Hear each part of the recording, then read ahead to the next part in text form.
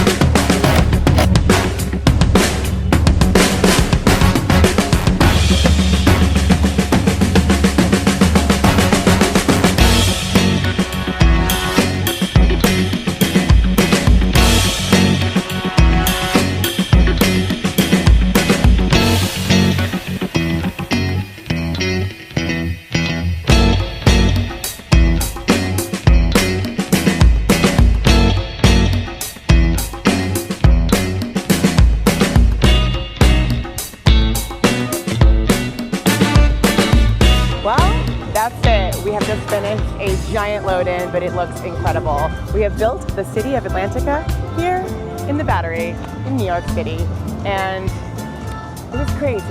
And everything that went wrong could, but that's always how it happens in production. But in the end, we wrapped it up with a gorgeous bow. We have a beautiful stage. We have an amazing Ariel bedroom area that is fantastic and a fun place for kids to take pictures in.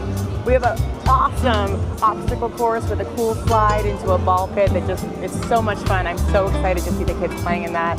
We have a mermaid makeover area where we're going to make some beautiful mermaids out of the kids that come in tomorrow.